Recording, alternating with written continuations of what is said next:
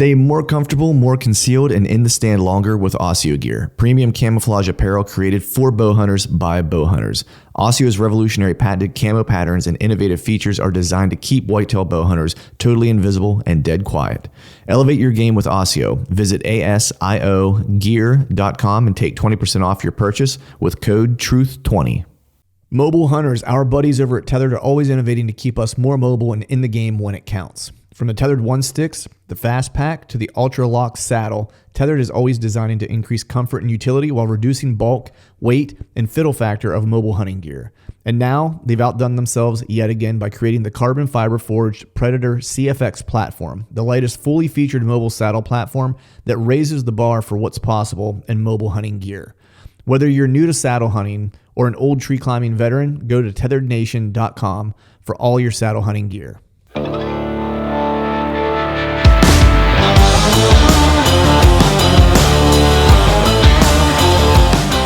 All right, folks, welcome back to another episode of the Truth from the Stand Deer Hunting Podcast. And today I got on my good buddy, Mr. Nathan Killen. What's going on, man?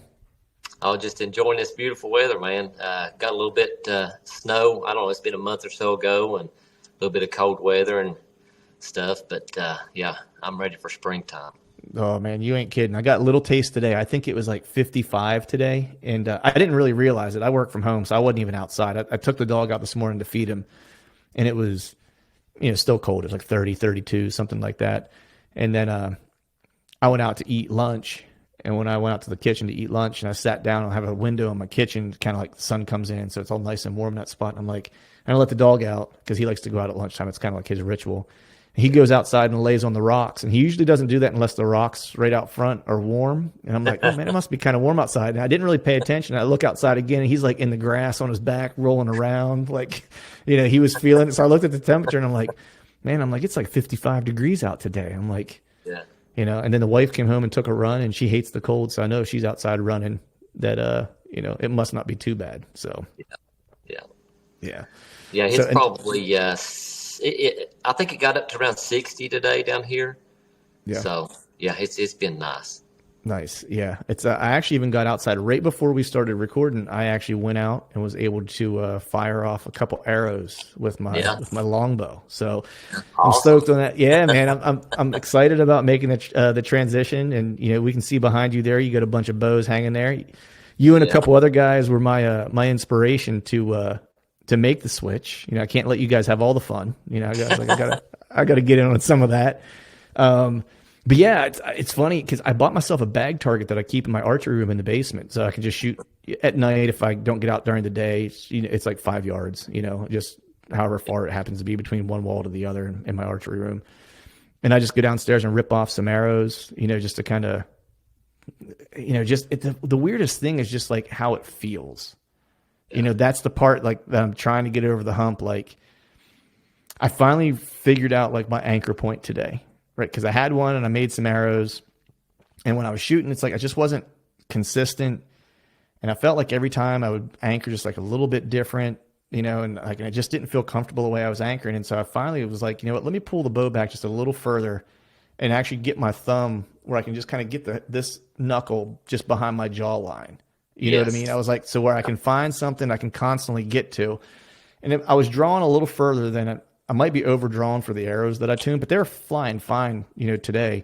And as soon as I did that, because the problem I was having is when I was drawing, like my thumb was up against my face. So I felt like I was always flaring my elbow out, and it was making everything kind of come off to the left because I had a real bad left, like float consistently.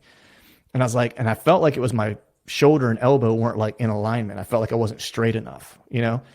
And so I was like, let me just draw it back a little further, get that knuckle back there behind it to where I can get it off my face, so I can get everything straightened out, and I can get my shoulders, like my scapulas, to like lock, like to pull through. Yeah. Man, and as soon as I did that, I had the best groups today that I've ever had, and I was shooting like 15 to 17 yards. Yeah. Yeah. Engaging those shoulder muscles is really, really important, to shooting well. If I don't do that, I end up collapsing, and all my arrows will fly to the right and low. Mm-hmm. I'm a right-handed shooter, but if I don't engage my back muscles, then I don't shoot very well. Yeah. So. Yeah, and it's interesting, like all the little all the little nuances, and so now it's like every time I would make sure to, look, I'm not shooting, dimes out there right now. I'm 2 weeks into shooting a longbow, but at 15, 17 yards, I was consistently hitting this little spot on the target that was, maybe the size a little bit bigger than a softball. You know what I mean? Yeah. Like I was able to kind of be in that general area. If it was a deer, it was dead. Put it that way. That's hunting yardage is there. So yeah. Yeah. So, now I'll get a flyer once in a while where I'll be like 5 inches, high or 5 inches to the right or whatever, But the cool thing is now is like I kind of know now. I can tell right away as soon as I let the arrow go that I'm good, that it's off. It's like as soon as I let it go, and I'll know exactly like, oh, I didn't get to my anchor point. Like I jumped the string a little bit. Like I left it go too early. Yeah. Well, you're still going to have those flyers. I still get flyers. You're human. You're not going to be perfect all the time. Right. But the good thing about it is the more that you do it, the less frequent that those flyers are going to be, And right. And actually you'll get to a point if you shoot enough to where, I'm not saying that you don't need to shoot every day, but you don't need to shoot every day. You'll just get into the mechanics of things, and it's just like riding a bicycle. You'll just remember it. So. Right. So what's your shooting regimen like, man? Like how often are you out shooting? And, like you were saying, even for me shooting a compound, I used to shoot a lot. And then I went from shooting a lot. I have a shoulder, injury that I've been nursing along for 2 years. I got a couple tears, in my labrum and stuff. And, and so I had to kind of dial back my shooting because I used to be a guy in the off season.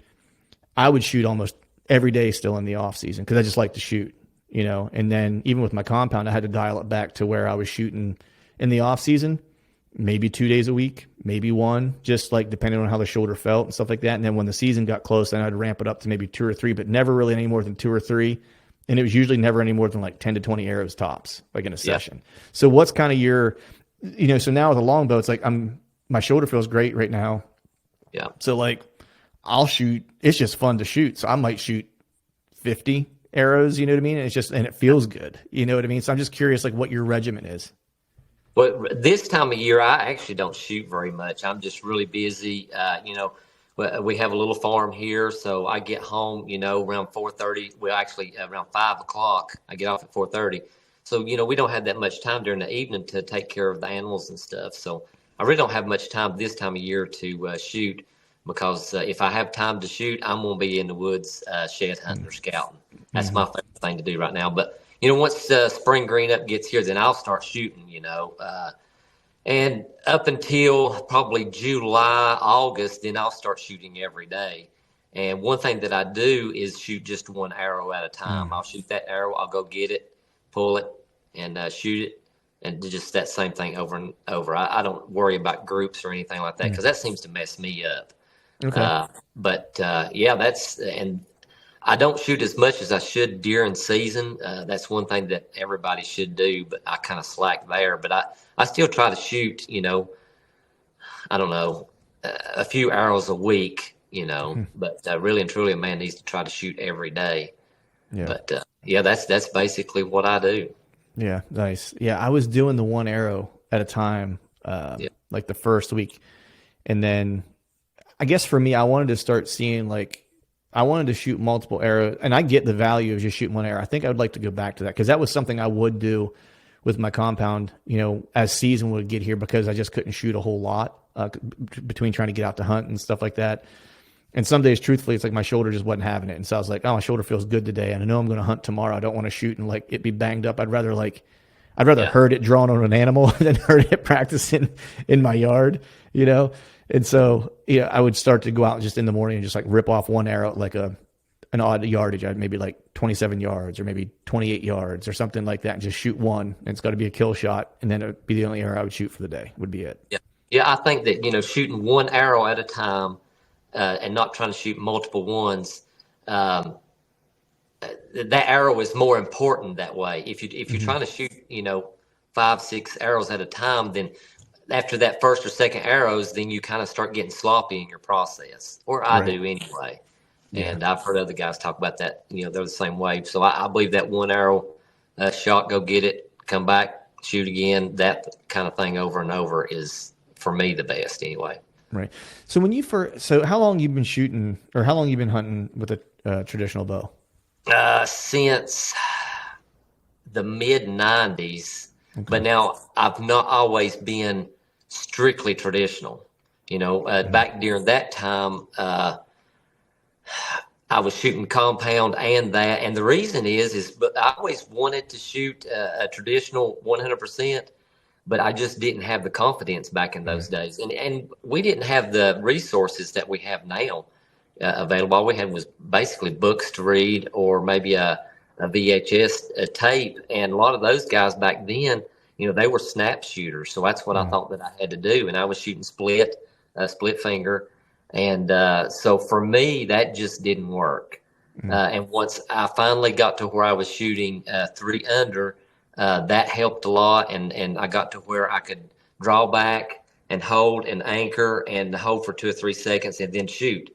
And right. once I combined those two things, that really gave me the confidence to be able to lay the compound down and just go strictly traditional. Now there are guys out there that's really good shots, split finger and snap shooters, but I'm not one of them. Now, Right. whenever a lot of guys that shoot 3 under will use point of aim. I don't do that. That's fine, but if you're using the tip of your arrow for the point, point of aim on the target, then you need to know that yardage. And I like to just keep things simple. I don't carry a rangefinder with me. I don't need to know how far that animal is. Your hand-eye coordination is a powerful tool, and if you do that enough, then distance you automatically can uh, you just know how far it Right. is. So, You adjust. You're. you just that's right. It's just Yeah. like throwing a ball. A pitcher or a baseball player or a football player, he don't need to know how far that is. He just automatically does it. And to me, Right. that's what traditional archery is about. Yeah. Yeah. And that was, so my dad, whenever he first showed me how to shoot a traditional bow years ago, that's how he taught. That's how he showed me. And he wasn't a big archer. I've mentioned this in the past. He wasn't like a big archery hunter. He would shoot. He would go out with his recurve and try to stalk something when it was windy in the fall, and that'd be about it. If it was windy or rainy, and that's kind of how he showed me how to shoot. Was like just like throwing a baseball. Look at the spot you want to hit, pull it back, and let it rip. And so that was and that's how I shoot now. It's like I don't, that every time I've ever picked up, a recurve is what I've typically shot in the past. Now I'm shooting a longbow. But it would always be just pick it up, look where I want to hit, draw it back, and let it fly. Yeah. And so I'm like, I don't think I want to change that necessarily. Now I am shooting split finger. It's just Yeah. more comfortable to me. And I do I guess I kind of snap shoot. Like I don't really hold. I might pause for like a split second just to make sure I'm on my anchor, and then I basically just let it go. Yeah, and it's working for you, so there's no use in changing. But I have noticed that over time you will kind of change things that you're doing. Well, it sounds like you did that today, with your Mm-hmm. anchor, and you'll continually do stuff like that.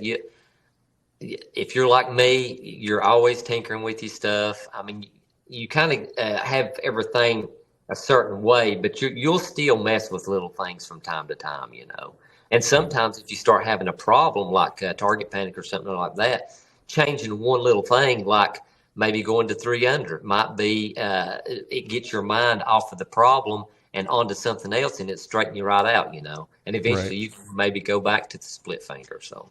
Right. Now, do you shoot? I see some recurves behind you. Do you shoot only recurves? You shoot any longbows or? No, I mean, all of those are recurves there, but I like longbows too. So Yeah. I'm not.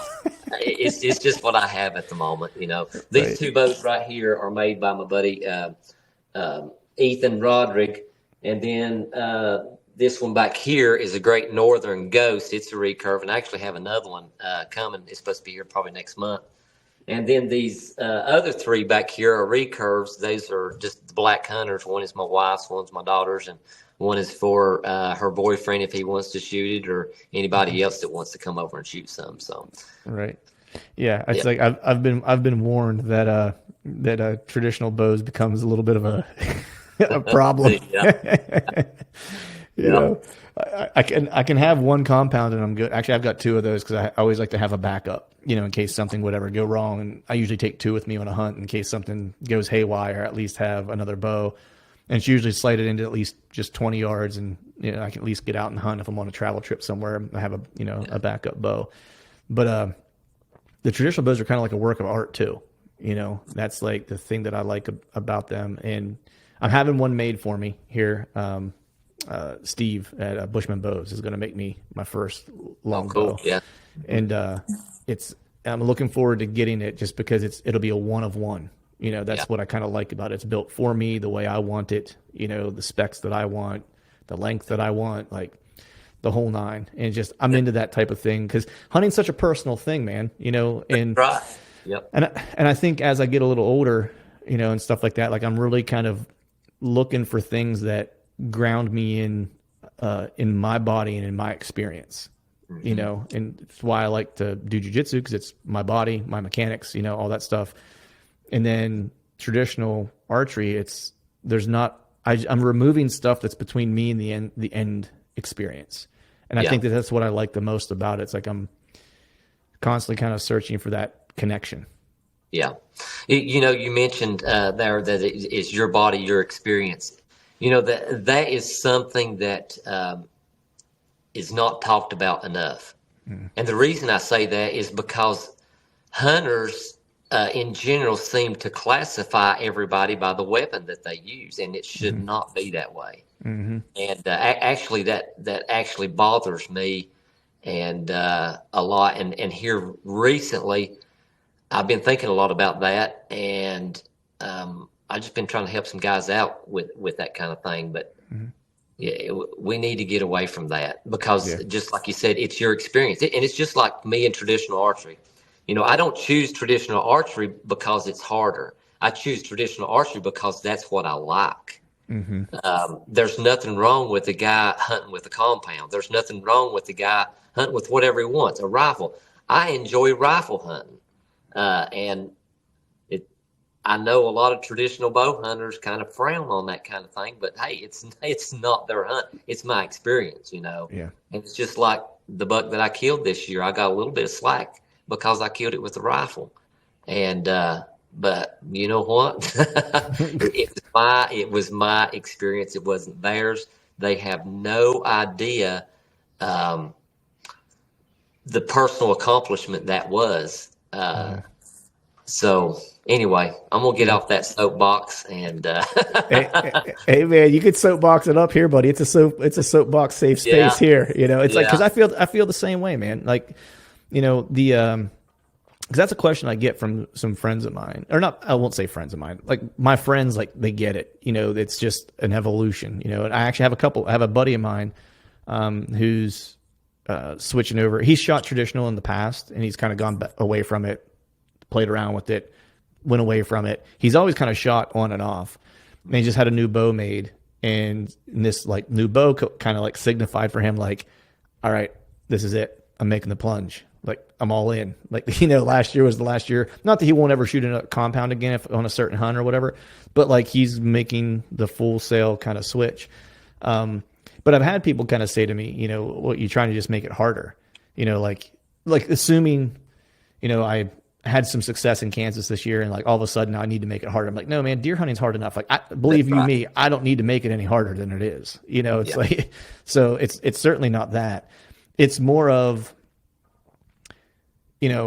just what I was saying before. I'm trying to deepen my experience with it, and that can mean a bunch of different things to a bunch of different people, right? Like it doesn't mean the same thing for everybody. Deepening your experience doesn't necessarily mean you need to change your weapon. It could just be that you're going to spend more time doing it. Or whatever the case is. For me, deepening my experience is trying to remove things between me and the animal as much as possible. It's also why I like to ground hunt and why I loved hunting Kansas and why I like hunting the plains, because I'm on ground level with them, at eye level with them. I have to beat them in their own territory or in their own game.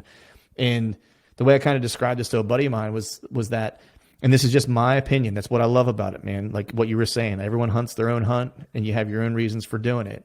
And for me, I always felt that whenever I would hunt elevated, and I still love the saddle hunt, and I'll never go away from it, especially when I hunt in the East and certain parts of the Midwest.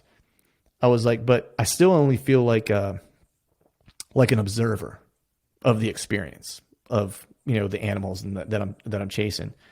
I was like, there's something for me at least about being on the ground where I feel like I've crossed this like barrier from observer to participant in Yeah. their world, you know, and I can, I can only imagine, like, because I'll drive across the plains and I'll imagine what it would be like to have, like, a Native American tribe that lived in that area and how they survived and how everything they did was personal. It was like they were part of the experience. They weren't observing it, like they were in it with the animals, right? And for whatever reason, maybe I'm crazy for right or wrong, but I was like, that type of experience is the thing that I'm looking for. It's that connectivity. I want to feel the earth move under my feet. It's that idea, and to me, this was just helping me get one step closer to that. Not about making it harder. It's about me getting one step closer to that participation. Yep. Yep. I think that's awesome. And that's a great goal. Any animal on the ground with traditional archery equipment, Yeah. I don't think that I've killed any animals off the ground with traditional archery equipment. It's not been anything that I've ever wanted to do. I like, hunting out of a tree personally, but I think goals should be a part of each individual's thing. I think you should be goal oriented. I know I am, and so, yeah, do your own thing. So That's right, man. And I was telling you earlier, and I'm just going to go on the air right now and say it. There's a compound, you can see it, right there.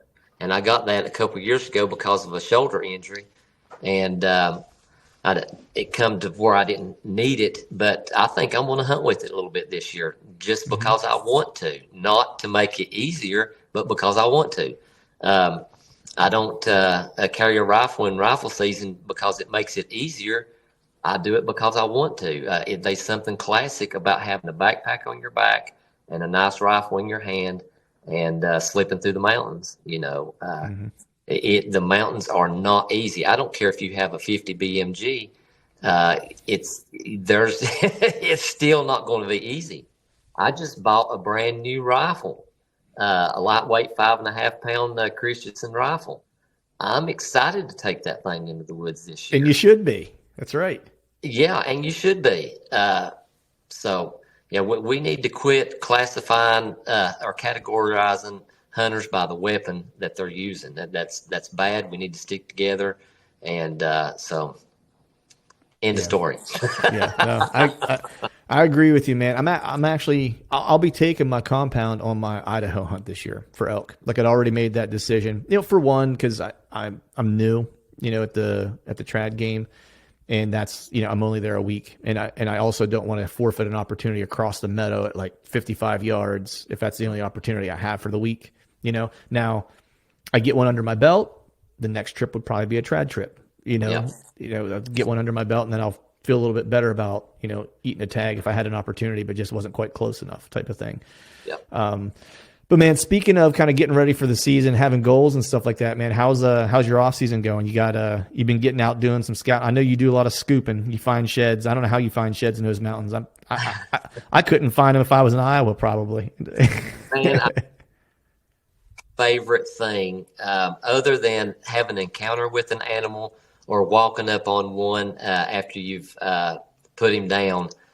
The next best thing is just scouting and walking the mountains looking for sheds. I absolutely love that. And I'm kind of weird about this, but once I kill a good deer out of a certain area, I get bored with it and I leave it and start looking for new ground. So I have almost put in 100 miles already this year scouting completely new country.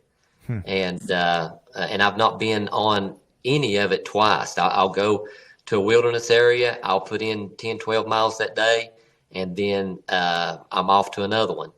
And by doing that, I'm kind of speed scouting. I haven't done as much shed hunting this year, although I am keeping my eyes open for sheds while I'm scouting new areas.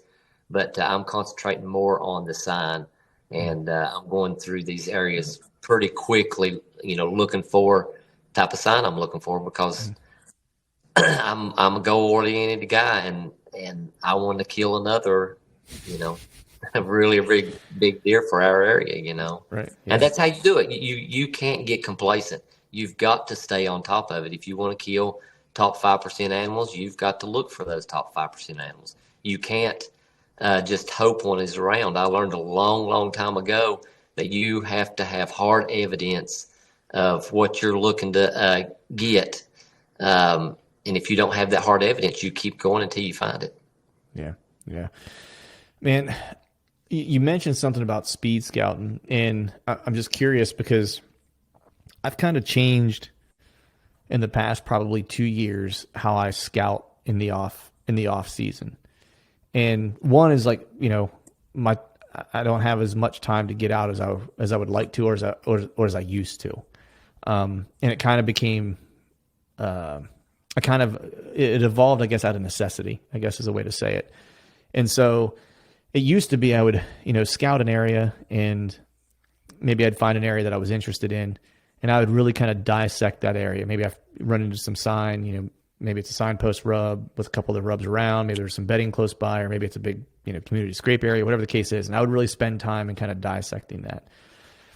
And then, what I kind of started thinking about was that, I'm seeing this sign, but I don't know exactly when it was made. The community scrape's probably good most of the time, but I don't know exactly what dates or what week precisely it's going to have the best kind of activity. Try to find, is it food based? Is it bed based? Try to suss that out really quick. But what I found was that, I'm better off kind of finding those priority areas and trying to just cover ground and find a bunch of them because I have limited time, and then use my hunting season maybe on bad wind days for areas that I really want to hunt, and go back to those areas and kind of scout them in season, scout/hunt them in season, to start to learn the spot, as opposed to, because I felt like what I was doing is I was making a lot of hypotheses in previous years, and sometimes they would pan out and sometimes they wouldn't, right? But what I basically started doing was saying, you know what, I'll have a hypothesis, but I'm actually going to come back in the fall and I'm going to show myself whether I'm right or not. I'd always hang a camera in the spot if I liked it, but I'm going to use this season to kind of qualify it and not spend a bunch of time in my postseason guessing, essentially, right? Yeah.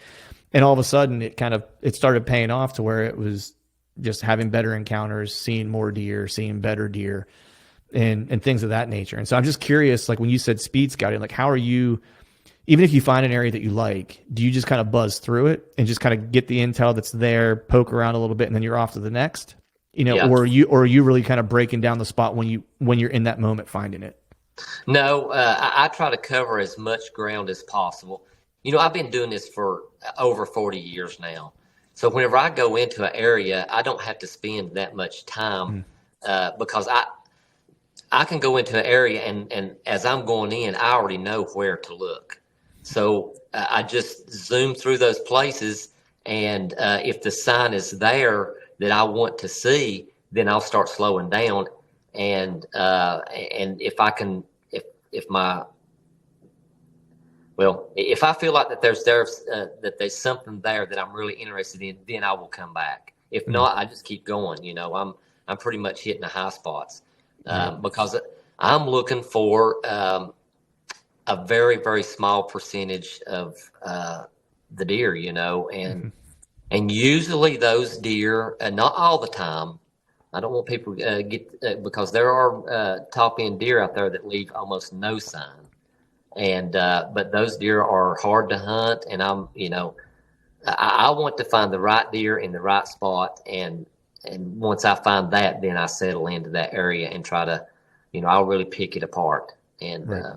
So that's kind of the short of it. Yeah, I'm curious how often when you find a spot, and say there's a deer in the area, and let's say you may or may not have ever had a trail camera picture of him, right? Let's just say you found the sign, you're like, this spidey senses went off, seems like a really good area, it's going to hold a good buck. I got the right kind of sign I want to see. How often have you killed a deer in that area that you've never seen before on the hoof versus how often have you had seen him at least once with your own eyes? Here in the mountains, usually it's one time. I see him, I kill him. Mm. If I see him and don't kill him, chances are I will never see that deer again. But over the past several years, I can't think of any deer probably in the past 10 to 15 years that I didn't know existed. Every one that I've killed has been a deer that I pretty much hunting, here in Virginia, not in out of state hunts, obviously, but yeah, that's what I like to do, and generally I know what's in the area, whenever I'm hunting. So now I see younger bucks that I didn't know was around, but as far as the older deer, I generally know that they're there. Right. That's interesting because, like, one thing I've kind of learned about myself, maybe again, like the past 2 years have been kind of eye opening for me. It's like like you were saying, even with shooting a traditional bow, it's like over time you change, right? And I feel like the past 2 years I've been kind of shifting a lot in how I hunt and the way I hunt and stuff like that. And the one thing that for me that has changed is that I almost now always want to have a visual, like one visual, one time, and that was just something I picked up from hunting the Plain States, hunting Kansas, because like I almost felt like if I could see a deer one time, I could kill him. I just need proof one time of what he wants to do. And then after that, I feel real good about my chances because that I guess it was just having that live visual really, really quickly either confirmed or denied a lot of things that I thought. Yeah. If that makes sense, you know what I mean? Oh, yeah. But I totally get that first sit kind of first visual because that's the best. You have the surprise on your side, essentially, right? Like that's the kind of key component of it. And I guess it's a little different, I guess, in those Plain States where you can see a ways away because I'm seeing them and they have no clue I'm there. It's as if I still don't exist. Yeah, see, that's the problem around here is it's so thick, and there's almost as much thick area as there is open type areas, and I have just learned that if you see him, you better kill him because you won't see him again, and that is why it's so important to make sure that when you're hunting, you're in the right spot. And because if you're not, and you see him, and you don't kill him, most likely you'll not see that deer again. It's just the way that it is. That they're too nomadic, and it takes so much time to get that initial encounter. That, and sometimes you go 2 or 3 years before that encounter ever materializes. Sometimes it's happened the very first season, but it's not always like that, Yeah. That very first season, like if you see a deer that you're trying to kill that very first season in the mountains, man, that can send you on a wild goose chase because that happened to me. There was one in particular in the mountains I was hunting in that new area that I'd been fooling around with. And first year I didn't hunt, I just ran cameras, knew of a really good deer that was in the area from trail cameras and had him on a couple and kind of thought I had an idea of what he was doing. I found this scrape line and there was some sign that I had found, like there was a set of rubs I had found along with these scrapes that had opened up that were very indicative that it was him because he had some unique characteristics and he's also the most aggressive deer. Like every trail camera video that I would have of him, he would be the only one kind of thrashing the licking branch or making a rub or working the scrape consistently. Like he seemed like he was aggressive, run other deer off. And I found this set of rubs on this fresh scrape line opened up. And in the rub, he had a kind of interesting characteristic with one of his brow tines too. It kind of made me think that it was him. And I was like, man, I don't see a lot of deer. Like whenever I get videos and truck camera intel of him, like making a lot of rubs, like he seems like he might be the only one that I ever see in this general area doing it. So I thought it was him. So I set up the next morning on him. Thought he was going to be bedded further away. Long story short, he was bedded 40 yards from the tree I was trying to get into, and I bumped him and he took off. And didn't see him at all last year. Thought I had his number. Like I had some daylight images of him last year, and I was like, this year, it's gonna be the year. Like I know what he's doing, And I got up there to hunt like 2 different times. I ended up killing a deer locally that I kayaked in to kill, so I didn't get a chance to get back up there to hunt. And I actually wasn't even going to the spot. I was just hunting like an earlier part of the year in a different area where I was kind of like just burning hunts and hunting a spot that I just wanted to get intel on. I was like, I've never hunted this general area. I was like, I'm going to hunt here a couple weekends until about mid-October. Then I'll slide over to the spot where I know he kind of likes to be and starts to, make his rounds. And obviously I didn't get back because I killed a deer here. And he got shot in gun season. A good buddy of mine lives there, and he got the drop on like the guy that killed him and where he killed him and stuff like that. As the crow flies, probably 4.5 miles from where I thought he was at. Like completely, like I couldn't have been more wrong. You know what I mean? Where he was spending his time, like, you know what I mean? His range was so much bigger than I thought that it was. And it just made me kind of pause and think about, oftentimes how little we actually know about these deer. We chase in the mountains and how much ground they cover. Have you ever had an instance like that? Because man, I thought 3 years worth of trail camera data, one in-person encounter. I was like, man, I got this guy's number. Like I know what he's doing. I know where he's bedding. Like I get the right conditions and the right 3-day window. I was like, I'm going to kill him. It's like, and there was no chance that was going to happen. I couldn't have been more wrong. I have had that happen to me before too. But, I don't really think of it as I think of it as more of a marathon instead of a sprint, if that makes sense. Mm-hmm. I know that my chances of killing him, I obviously go in for the intent of killing one every time I go in, because that's why we go. But I know that it's probably going to take several sits for my opportunity to materialize. And, obviously they do way more and go way more places than what we realize that they do, and I know that.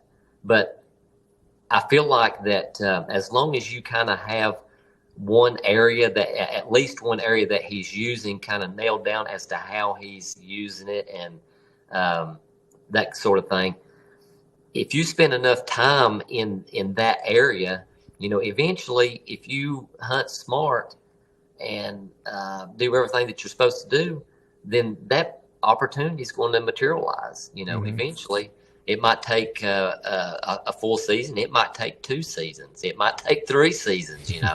But if you do everything you're supposed to do, and all your scouting, and every time that you go in the woods, make sure that you're trying to get in clean and hunting the wind the way that you need to, eventually the stars is going to line up for you.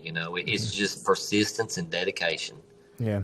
And, to your earlier point, seeing him that one time was really the only opportunity I was going to have to kill him. That was it. To your earlier point where it's like that, it's usually that one shot deal. It's like you got the element of surprise, and where he was bedded, I would have never in a million years thought he was bedded there. Like never in a million years. Like it was the most odd. It was close to a cut. I was about 200 yards off it, and I thought if he was bedded in that area, I actually thought he was bedded on the opposite side of this bit of water. And I thought I know there's doe bedding that was behind me. I know is why he's making those scrapes there, because there was a big swamp, and I had been back there, and there's not a lot of buck sign, but I know it's holding does. And so I knew that's why he was in that area. And I had him on camera the year before during the rut, and he was spending a lot of time in there, like at the very beginning of November. And so I was like, that early October time frame, it's probably a good element of surprise. He's probably coming through, going to check some scrapes, take some inventory on what's going on, be a nice little ambush. I think it was I want to say it was like the 21st or 22nd of October is what it was, I think. And that's like right in the wheelhouse of the dates that I like that 15th to like the 20th is like, my favorite time to hunt. And I thought if anything, he'd be bedded up against that edge of that cut. I was like, if anything, he'll be over there, just right along the edge of it. And I was maybe 200 yards away from it, close. I was following your plan, man. I didn't hunt the sign. I hunted off the sign. It's like a page out of the Nathan Killen book, you know what I mean? Where I was like, I'm not going to hunt right on top of it. I'm going to hunt off it. I think this is how he's going to use this little bench to get up here, And I was climbing into my tree, and he just jumped up. Like, I just heard like antlers crashing through the brush. He was like 40 yards from my tree. Like it was like in the middle of nothing. You know what I mean? It was like wide open kind of timber, for the most part. And that's where he was Well, bedded. if they're comfortable with bedding wherever they're standing, that's where they're going to bed. Mm-hmm. I think most of the time and it depends on the time of year. Yeah. Like you said, that sounds. You said October. Is that whenever Yeah. that happened? The leaves were still on, so they're going to feel more comfortable. Out in more open timber. I think once those leaves fall off, then they definitely transition into heavier cover, or at least they do here. Mm-hmm. But we have plenty of cover for them to do that. Right. And but back to what we were talking about a while ago. One disadvantage a lot of guys have is time. If you don't have the time to invest in hunting these animals, you're just starting off on the wrong foot already. Luckily, I have a good job. I work 4 10s, so I have Fridays and Saturdays I can hunt plus vacation. Mm-hmm. A lot of guys, they work a lot of overtime and they don't get that much time to hunt. So, I kind of feel bad for those guys because I've been there, Mm-hmm. and it makes it really difficult. But just persistence and dedication. Within wherever you narrow down at least one place that this deer is using, that's the best recipe that I've ever come up with. Right. Because we don't know near as much about these deer as what we think that we do. Nobody has them figured out. Yeah, I can feel a thimble with what I know, and I can fill a couple dump trucks with what I don't know. Well, a lot of these guys are thought of as almost gods whenever it comes to killing whitetails and stuff. But you got to remember where they live too. Mm-hmm. Most of the guys out there, they're hunting the same piece of property everybody else is having to hunt. They're limited on time and resources, and I don't know. I don't know.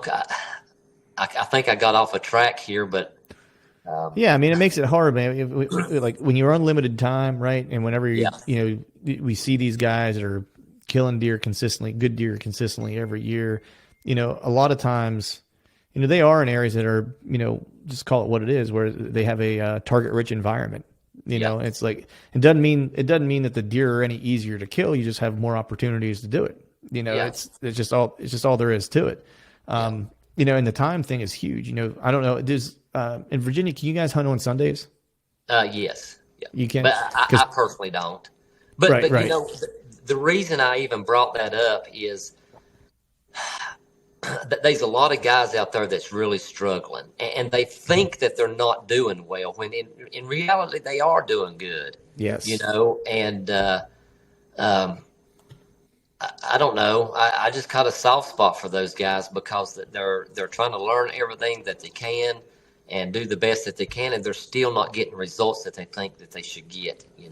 Mm-hmm. And so just keep getting it, guys. That's it, man. I mean, that's the thing. It's not easy. No. Like I went 3 years hunting the same general area trying to kill a deer in that spot to kayak him out. It took me 3 years to do it. I got beat 3 different times by bucks in that area, And I would get, people would ask me, how was your season? And I would say, oh, it was good, really good, And they're like, oh, did you kill a buck? And I'm like, blew a chance in Kansas and got beaten PA. Had 2 encounters with mature deer in Pennsylvania. I was like, on public land, man, that's a win. Like I got in bow range 2 times that year. They just did deer things. Yep. That kept me from, releasing an arrow. And it was funny because, I think I said it on the upfront of a podcast, like I recorded, like that I put out. And I always like to go to the outdoor show. I always spend like the opening Saturday there with my buddy Chad from Exodus. I go and man the booth and I kind of visit the guys from Tethered and stuff like that at the same time. And it's just cool because I get to talk to a bunch of different hunters. It's a huge show, obviously. So people come from all over the place. I mean, people come from New York, New Jersey, Virginia. They drive from all over to come to that show. And I was talking to a guy, came up and he listens to the podcast. And I forget his name. So if he's listening, I apologize that I forgot your name. But ask him how his season was. So most of the guys I would talk to, they're like, "Hey, how was your season?" And they follow the show, so they would be like, "Oh, not nearly as good as yours was," And I'm like, they're like, it wasn't great, I missed one, and I spooked another one, and I shot one, and I lost it, and I'm like, "Oh man, it's terrible," it's this, that, the other, and their guy would come up and, "How's your season?" He's like, "Oh, season was terrible, I didn't see, I saw one good buck, didn't fill any tags, and this, that, the other." And then I had this other guy come up to me, and I say, "Hey man, how was your season?" He's like, "Dude," he's like, "my season was great." And I was like, "Man, it's awesome. It's great." He's like, "Yeah," he's like, I missed one deer. I ricocheted off a tree. I missed another one. I shot right over his back. He's like, "I missed another one, and my arrow was stuck in a tree." Yeah. And I was like, "Really?" He's like, "Yeah." He's like, "Man, but I had the best season ever." Yeah. And I was like, that right there. I was like, Yes. that guy has it right. He's winning. Yeah. I was like, and his time will come. I promise you that. His time will come because he has a positive attitude, right? Yeah. It's like he understands that, man, this is a process. These things don't just happen easy, and they don't happen just because you're a good guy. You know what I mean? Like, you got to just keep chopping wood and carrying water. And he's loving every minute of it, tag filled or no tag filled. He doesn't care. And I was like, and that's the attitude that we should have, honestly. Yeah. Yeah, that's right. We put way too much pressure on ourselves to kill something, and it shouldn't be that way. It should always be about the adventure and the process. That's the most fun part for me too. I mean, yeah, it is nice to get rewarded for all your efforts, every year, but it don't always happen every year. So, but I've been taking guys with me. Almost every Friday, for a one-on-one that they can go scouting with me and shed hunting, and I find that most guys are picking the right areas. They're getting into the right areas. They're just not getting into the exact right spot, or they're not being thorough enough with their scouting. So right. That's most of what I hear anyway. Right. I'm curious do you think the fact that you've used a traditional bow for so many years, do you think that limited range that you have with that weapon, do you think that it has made your setups that much more airtight because they have to be, that there's not a margin for, I can't be 20 yards outside the zone. Like I gotta be up in the business. Yeah. Just like my buddy Dalton Lewis says, you got to know where that deer's going to put its foot. Mm-hmm. Obviously that it don't always work that way, but, we've got to look at everything through a real good magnifying glass when you're, because you've got to know where that animal's going to be, and especially for us here in the mountains, if you get that one opportunity, he better be within range, and so I feel like that, being a traditional bow hunter for this long has made me a better hunter. Because I'm forced to look at or analyze things, at a higher detail. So right, yeah, that tree that maybe with a compound you'd look at and go, "Oh, that's good enough." With the longbow or a recurve, it ain't good enough. No. So, man, speaking of being good enough, dude, you had a good enough season this year. You had I was super stoked to see your success and texted you after I found out, what all kind of what kind of went down. But I don't want to give away any of the details. I haven't talked to you personally about this, so I don't even know like all the details other than what I've read on social media and stuff like that. So, people that follow this probably follow you too. They know you killed a whopper, right? And so just give me the details on how all that went down. Like, I'm assuming you kind of knew this deer was there. Well, I do know that you knew this deer was there. We've talked about this deer before, beforehand, after podcasts, we would text message back and forth and stuff. So like, when did you first find him? Like, when did you know that this was a deer that you wanted to chase? Was it just this year or what? I mean, I'm assuming not. It was probably like, a couple year venture, but when did you finally kind of know what he was and be like, yeah, that's the guy, that he's going to consume my hunting opportunities? Well, it almost kind of start off like this. For the past several years, I've been wanting to kill a buck, over 150. I've been close, but I had never crossed that 150-inch mark. And so I've always been looking for that caliber of deer, and that is a small, very small percentage of bucks in our area. Well, let's see, last year around, I think it was November, I got trail camera pictures of him, and how I even got into this area is I was actually hunting probably for the past 6 or 7 years on the opposite side of the hardtop from where I killed this deer, and I was getting some nice bucks over there, and there was this one particular buck that I thought, man, that's a really nice deer, and he disappeared. Well, fast forward to last year, that would have been 2019 or 2020. And then last year, but during the process of while hunting over there, the way that I go in, I take a trail, and it goes up the side of a mountain, and it's got a really pretty view of the opposite side of the road from where I hunt over on the next mountainside. And some of my pictures of some of the bucks that I've killed, you can see, I'm standing there. I took a selfie of, the buck on my right or my back, and you can see the mountain kind of out in front of me. Well, that's the mountain that I'm talking about. That's the view that I'm talking about. Mm-hmm. So while I'm hunting over here, I'm always looking over there thinking, I need to go over there and, this winter and shed hunt and scout it and see what's over there, because that's actually the side of the road that I even parked my truck, Mm-hmm.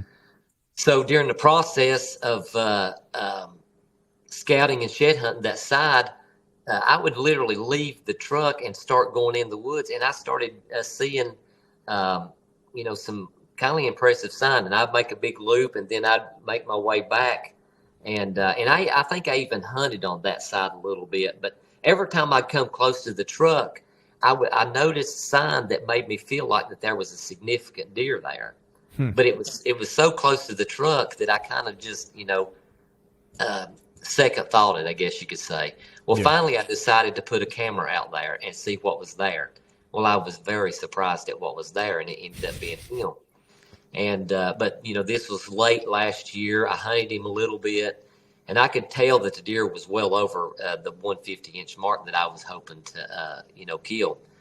So. And I got all kinds of trail camera video of him coming to this one scrape, and the scrape was like 250 yards from where I was parking my truck. And but anyway, I hunted him a little bit, didn't kill him, didn't even see him, and so I made it an effort that finding his sheds was going to be my goal last winter. Even if I didn't find any other deer sheds, I was going to find his. Well, about 60 miles later, I finally happened upon one. And of course, I had my evidence there that he was a significant deer for our area, So I just started planning this past season around that deer, other than my trip to Iowa. And sure enough, he showed back up. I think my first pictures of him or video of him was in July. And I realized then that he had grown quite a bit more.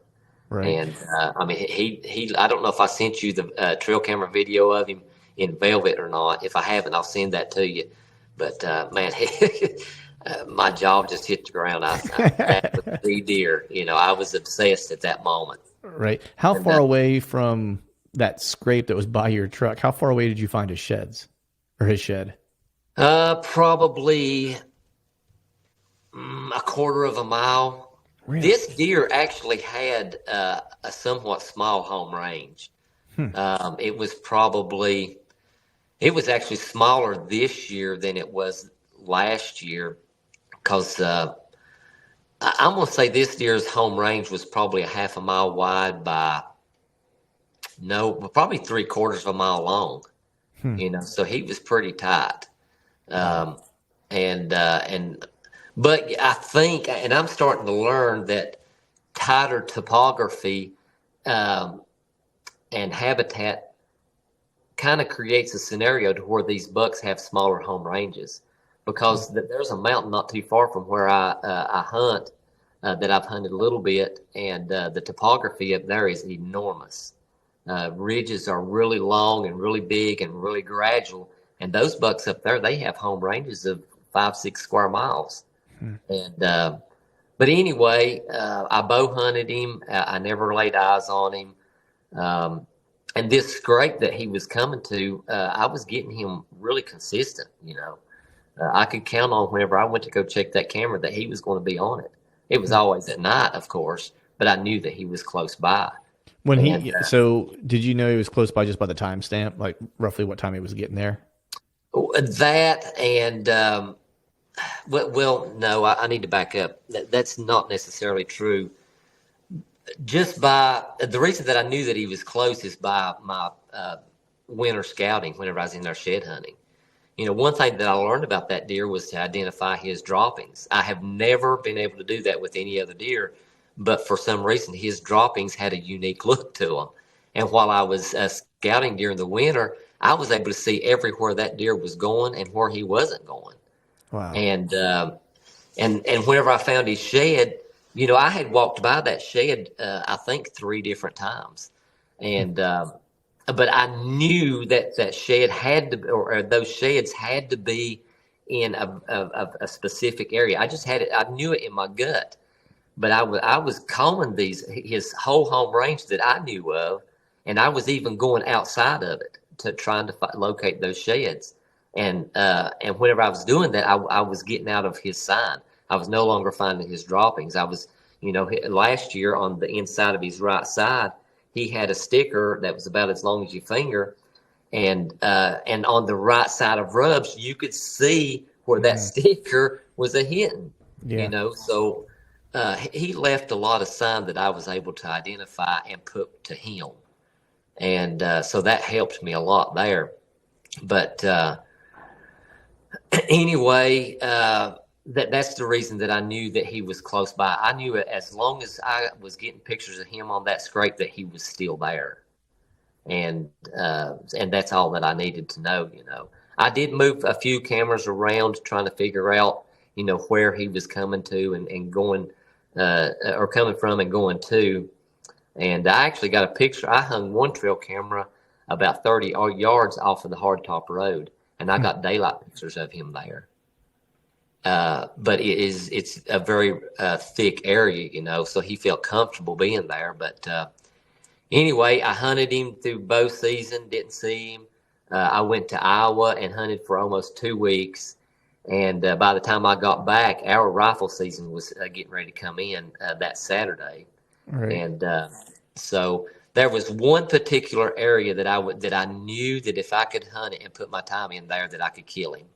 But I couldn't hunt it with a bow because it was basically in a thermal hub down the bottom of where 2 hollows come together. It was very thick in there, and this area actually faced northwest. So most of our winds during that time of the year are coming out of the northwest. So it was just not a good scenario to bow hunt. Right. So I thought, well, I'll wait till I can, get in there with a firearms and hopefully be able to capitalize on it. I didn't even have a tree picked out. I was staying out of there. Actually, you can go on my Instagram, and there's one video that reel that I made, and you can see this hillside, and the leaves have changed. And I just take my camera and I just pan across that hillside, and then you see my bow leaned up against the tree, and while I'm there, I'm thinking in my mind, this is where I need to be, and that's that spot. But anyway, I didn't go back into that spot until opening day of rifle, and actually I waited till it broke daylight up on top of the ridge, and I started easing down in there because, like I said, I didn't know exactly what tree I wanted to be up.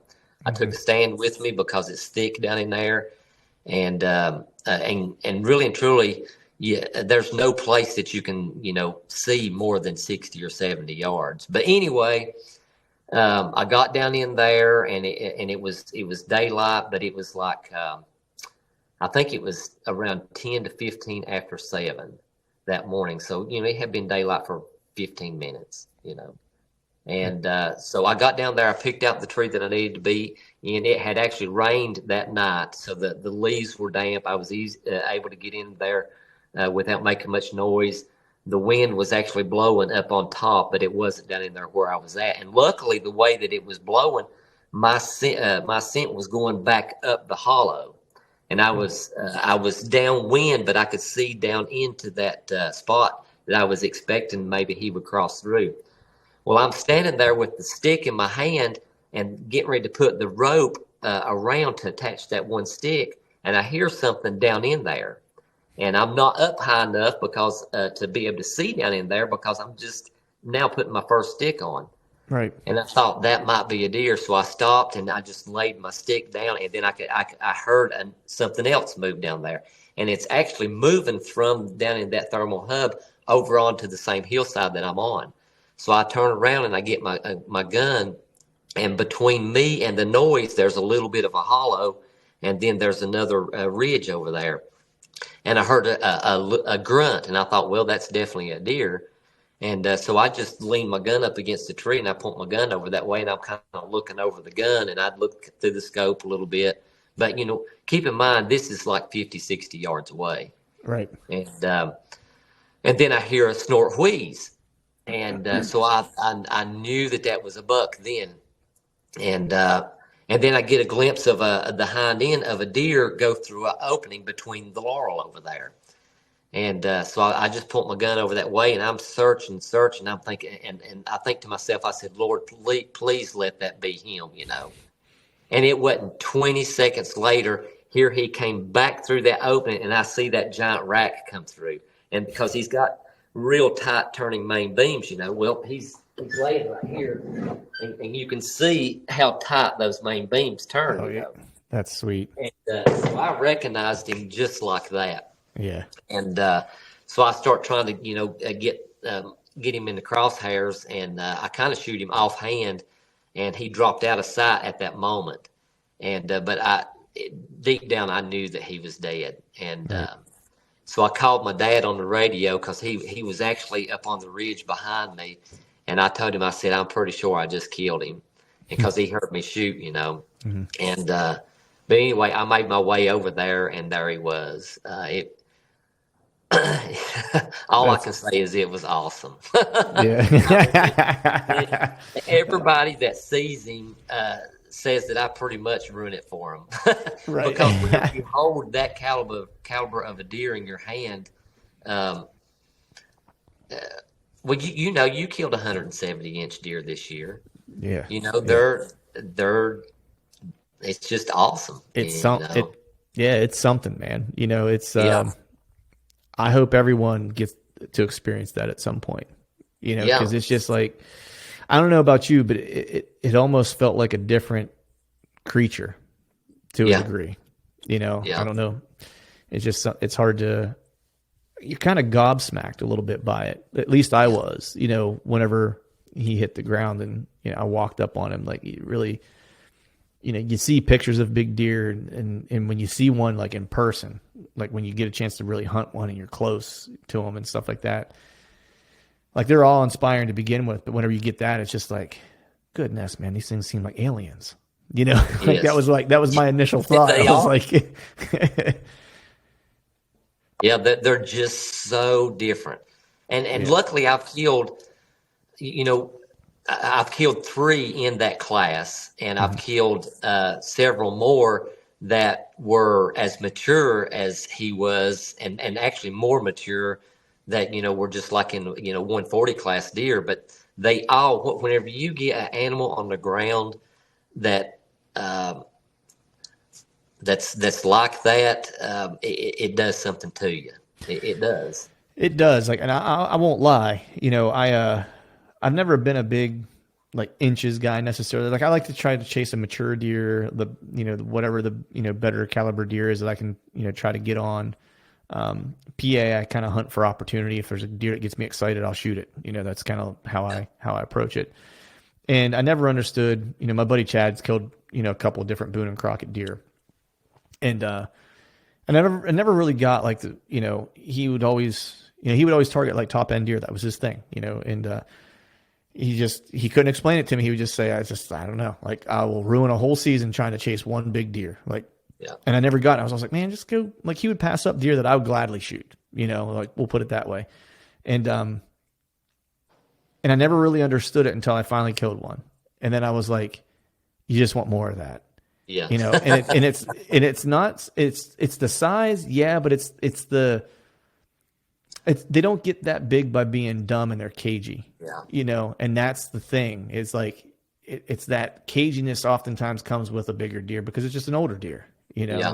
and they behave a little different, and I've always heard guys say it's like a subspecies of the species. And I agree. Like, they just act differently, They are very different. Yeah. Once they get across that 4.5-year-old, and really and truly, I feel like that it's more like 5 to 6.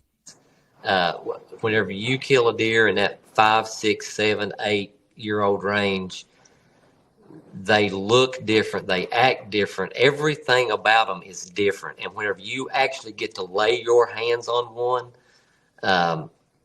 it's a different experience. And I hope everybody gets to experience that at least once in their life. Yeah, I know. I mean, so that deer I was hunting that got killed, that I was hunting in the mountains, I had 3 years of trail camera pictures of him before he got killed this past year being the third.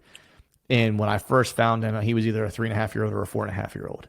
Because when I first got the first pictures of him, he looked like a 4.5-year-old deer to me, just body size and the way, and he was like in the mid 130s already at that point. He topped out probably like mid 140s. This year he was a little smaller. I think what my buddy told him he ended up scoring was like 138 and some change, or 137 and some change, or something like that. He was 136, 138. I don't remember exactly, but he went downhill just a little bit, which means he was kind of, he was probably in that like 7.5-year-old range, probably going to start to hit his decline a little bit. Like, he had already seen his best days. I guess we'll put it that way, Yeah. And, my hope is to try to lay my hands on one of those, because especially in the mountains like that is a deer that has been a recluse. You know what I mean? To live that long, in the mountains like that, like, he had to do a lot of things right. Yeah. And they don't have to be deep either. I mean, I killed this deer probably a quarter of a mile off a hardtop road, but his home range was along that hardtop road. But it's extremely thick through there. He had everything that he needed. And but something that I learned after I killed him, actually a few weeks ago, or a few weeks after I killed him, and which is one reason I mentioned the other side of the hardtop road, that there was a particular buck that I was getting on a camera there that disappeared. Well, one of my buddies was looking at my trail camera pictures from that time period, and he said, "That looks like the deer that you killed." And I got to looking at it, and it was him. He had moved from one mountain across the hardtop road, and he was actually on the back side of that other mountain, across the hardtop road to the other mountain. And I didn't realize it was that deer until, like I said, a few weeks after I'd actually killed him. Right. And but that's where he went to. That deer over there actually crossed over, and I thought it was a different deer, and I ended up killing him. So it's pretty wild, cool, man. It's wild, man. Like, just like, thought he was in one spot and he was in another, right? And that's where you found him. It's funny that how everyone talks about, got to go deep, got to go 10 miles in, and I'm one of them. Yeah, I've been that way all my life. Yeah. I'll often walk away from a road, just the same, for that purpose. But those old deer get old by being smart, and if people continually, consistently walk past something, right, and don't spend any time there. Hey, and something else too, go with your gut feeling or a hunch. If you have a hunch, investigate it, because that's what led me to this deer. Close to my truck, I was scouting deep, I was shed hunting deep. And I'm pretty sure that I even hunted back in there, because I think that I come through there during Lake Black Powder the year before, and I saw that sign again. But I had made two or three, excuse me, two or three trips through there while I was shed hunting, scouting, and stuff like that. And I saw that sign, and I kept having that hunch. And I said, you know what? I need to investigate that. And I did, and it paid off with the biggest whitetail I've ever killed in Virginia. So yeah, don't overlook hunches or gut feelings. Yeah, I was just talking to a buddy of mine. The podcast actually just came out this past week, where we talked a lot about simplifying hunting. It's funny when you start to just simplify things and don't overcomplicate it, how, I don't want to say easy it becomes, but how all of a sudden the pieces start to fall into place for you. Yeah. We do a real good job of talking ourselves out of good ideas, Yeah. I think that tactics hurt a lot of guys because they start looking for very specific scenarios. They're tunnel visioned, and that hurts a lot of hunters, I think, especially podcasts and stuff on very specific things. Like, gosh, I'm sorry about that. I got something in my throat, but no worries. Anyway, they, like scrape hunting or just bed hunting or, stuff like that. Those are tools that you need to be aware of, and because you never know when you're going to run up on a certain situation that stuff like that's going to pay off. But really and truly, you just need to scout, let the deer tell you where you need to be, and go with your gut and put in your time, and hunt smart. I mean, I think it's that simple. Yeah, I think that's one of the hardest things for people to do, which is, let the deer tell you where they're at, like where they want to be killed, and then trusting your gut, right? Because people, might ask like, well, how do you know when to trust your gut, or what is that like? You'll hear people talk, about getting a spidey sense when you get into a spot. Like we've all had it, right? Where we walked into a spot. It's like the difference between an experienced hunter and an inexperienced hunter is they recognize that feeling in their gut or that spidey sense is experience telling you you're correct. Yeah. That's what I've come to kind of learn, right? It's like, don't ignore that. You're getting that feeling because there's something in your experience that's telling you that's the right spot, and you just need to trust it.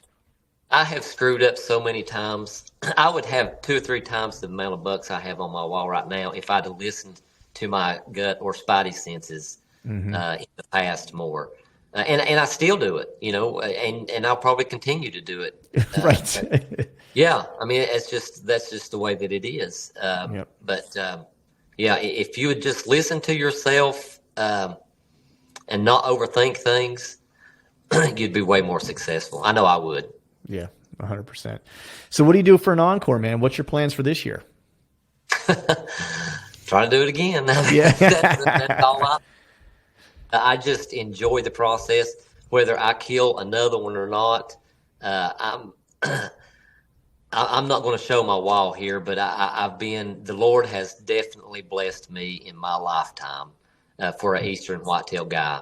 So I don't need to kill anything else. I just thoroughly enjoy